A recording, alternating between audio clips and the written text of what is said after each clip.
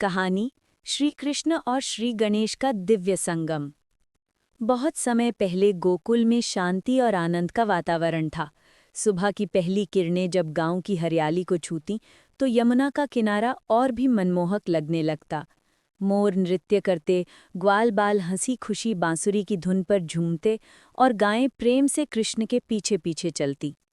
उसी समय आकाश से दिव्य प्रकाश उतरा। गणपति बप्पा मोरया की गूंज हुई और श्री गणेश जी अपने मूषक वाहन पर विराजमान होकर गोकुल पधारे।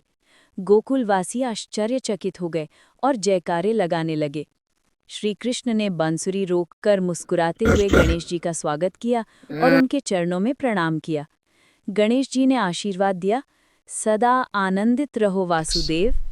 उस क्षण गोकुल का वातावरण दिव्यता से भर गया। दोनों देवताओं का मिलन प्रेम और आदर से हुआ।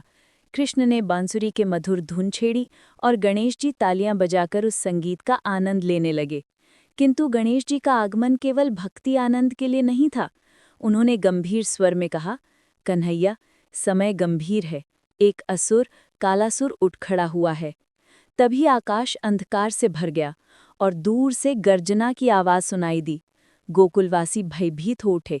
गणेश जी बोले, ये असुर बुद्धि और बल दोनों से परास्त होगा। कृष्ण ने उत्तर दिया, तो हम दोनों मिलकर इसका अंत करेंगे।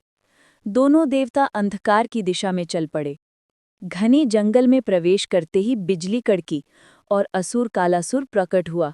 उसका विशाल शरीर, लाल आंखें और प्रचंड गर्जना से धरती कांप उठी। उसने कहा, तुम मुझे नहीं रोक सकते। कृष्ण मुस्कुराए और बांसुरी बजाने लगे। धुन से वातावरण शांत हो गया और असुर का मन विचलित होने लगा। उसी समय गणेश जी ने मंत्रोच्चार किया और जंगल की जड़ों ने असुर को बांध लिया, परंतु वो बंधन तोड़कर और भी क्रोधित हो गया। अब युद्ध छिड़ गया। असुर अग्नि फेंकता तो गणेश जी सूंड से वर्षा बुला लेते।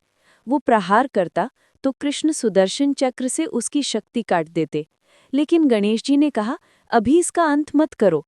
हर असुर का नाश केवल शस्त्र से नहीं, कभी बुद्धि से भी होता है। गणेश जी ने अपनी सूंड से असुर के मस्तक को छुआ। तभी उसे अपने पिछले जन्मों की स्मृति होने लगी।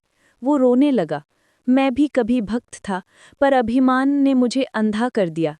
गणेश जी ने उसे तपस्या का मार्ग दिखाया और कृष्ण ने कहा, तेरा उद्धार होगा। धीरे धीरे कालासुर की शक्ति शांत हुई और उसका हृदय परिवर्तित हो गया। जंगल का अंधकार मिट गया।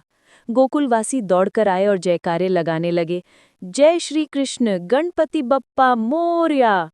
अब गोकुल में उत्सव हुआ। दीप जलाए गए, यमुना किनारे दीपदान किया गया, मोर नाचे, बच्चे हंसते गाते रहे। कृष्ण बांसुरी बजाते और गणेश जी बच्चों को मोदक खिलाते। देवताओं ने पुष्प वर्षा की और नारद मुनि ने घोषणा की, ये कथा युगों युगों तक सुनाई जाएगी। फिर समय आया विदाई का। गणेश जी मूषक पर सवार हुए और कृष्ण से कहा, ये गोकुल हमेशा आनंदमय रहे। दोनों ने एक दूसरे को प्रणाम किया और गणेश जी आकाश की ओर प्रस्थान कर गए। कृष्ण मुस्कुराकर बांसुरी बजाने लगे। गोकुलवासी आनंद में मग्न हो गए। रात को यमुना किनारे दीप जलते रहे, आकाश गंगा चमकती रही और वातावरण में दिव्यता फैल गई। अंत में गूंज उठा, जहाँ भक्ति है वहाँ भगवान सदा उपस्थित रहते हैं।